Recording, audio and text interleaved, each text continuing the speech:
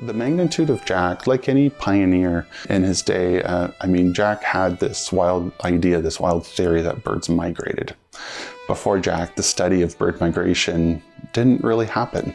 And what happened with Jack is known as the father of conservation, simply because he was really the first person to really link not only people's roles and people's responsibilities in conserving nature and helping our environment, but he was really the first to incorporate hunting practices as a method of conservation, to not overwhelm our ecosystem and to really try to bring balance to our world, balance to our planet.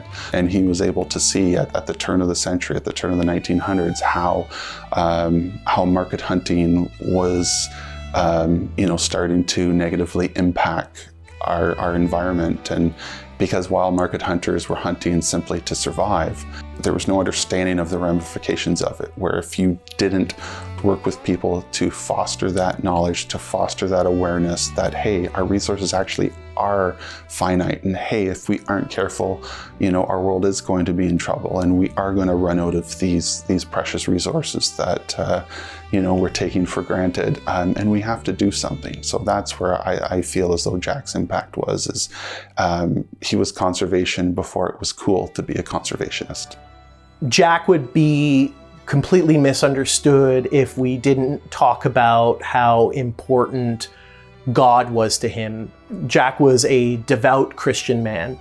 And when we talk about Jack becoming a conservationist for the sake of giving back to nature or to the land that had provided him with so much, the way we really need to understand that is he believed was given so much by God, and it was his responsibility to protect God's creatures, God's creation, and to also give back to that God that had given him so much. When Jack decided that he was going to focus on the system of banding migratory waterfowl, his Christian values were deeply embedded in the process. It was very early on that he made the decision that on each aluminum band he was fixing to a waterfowl, he would also include a biblical passage. This method of sharing the gospel by wing certainly worked.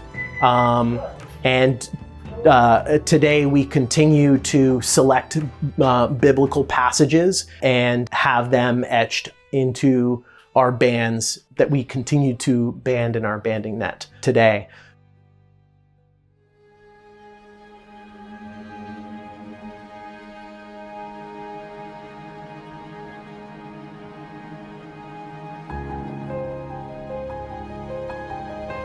Back here's our Jack Miner catch pen. This pen is the same design that Jack Miner used. This net has been copied by the Kellogg Foundation and numerous other people throughout North America because it's been such a great design. And catching in the water is a different design also. This is one of the few that is actually designed to catch big numbers of birds in the water. It's a Jack Miner design. So how this works is we bait underneath our net every night and every morning. And we sit in the trees, and there literally is a cable that goes underground. And then if you get enough birds under there without spooking them accidentally, you pull the cable and the sides fall down like an old squirrel box. So the sides fall down and hold the birds inside. And because our trap doesn't come straight down, the injuries to the birds are very minimal. The traps come down into a 45, so if they are on the outskirts where the net's coming down, it pushes them in or it misses them altogether. So it's a really unique design. Once we have them caught in there, we bring down a local school, Jack Miner Grade School, as well as numerous volunteers, and we'll walk them up into our catch pen on the end, and we'll pick up the birds one at a time, do our necessary identification on the bird, band the bird, and release it. Our new thing with Canadian Wildlife Service is quite exciting for us. The way we band is still the same, but it has changed the way we band in the fact that now we take more detail on every bird that we pick up that we band. And as we get on with this, we're now putting on a Jack Miner band and a Canadian Wildlife Service band on every goose and every duck that goes through here. So all of our information is now shared with them, as well as all of theirs is shared with us. So that's it's quite exciting for us. It's expanded our horizons tremendously and our ability to track where the birds go, based on the fact that as they get recoveries with our bands on them, the same vice versa, we share all the information. So we depend greatly on hunters to harvest birds so that we get the information back on those birds. And then we can better track where the flocks end up and where they come from, where they go to, so on and so forth. Yeah, Jack was certainly instrumental in the initiation of the banding movement, and banding is critically important as an educational tool, but it's also critically important in determining where birds migrate to and from. But it's also very important for setting harvest regulations, especially in the United States. So we can figure out mortality rates, types of mortality, and so it's become a very critically important part of waterfowl management in North America, and it continues to be so. It's truly incredible what hunters have done for conservation in North America. They were the first conservationists back in the early portions of the last century when waterfowl populations were not doing very well at all. They convinced our governments to get rid of commercial harvest of wildlife. And it was amazing reading about Jack, that Jack went from being a commercial hunter to promoting recreational hunting and the protection of waterfowl and having sanctuaries and what have you. And you think about how many geese were here on the Jack Miner property when he first got here, and how many there are today. Like, it's one of the most important wildlife management success stories of our time. It really is.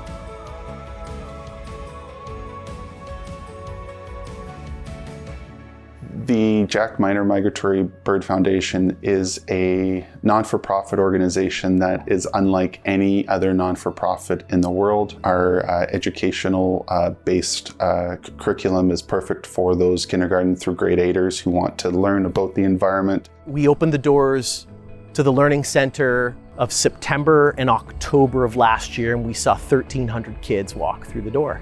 Not only are we making sure that our programming now is aligned with specific and overall expectations of the Ontario curriculum, it's our education programming that's going to get them out in the ponds doing pond studies. We do invertebrate studies. We talk about some of the wetland restoration that we're doing. We're having kids assist in land restoration projects by identifying and managing invasive species.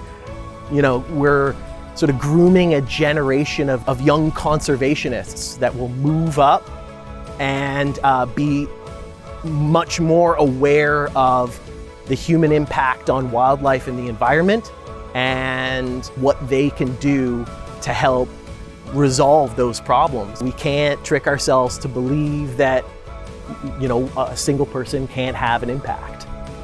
You certainly can. There are many examples of just that, and Jack is one of the greatest. Thank you guys so much for the support. We have absolutely no permanent funding, so your donations go a long way to being able to teach the future leaders, the future conservationists, the future hunters, the bird watchers, the future farmers, the future outdoor enthusiasts. Everybody is welcome.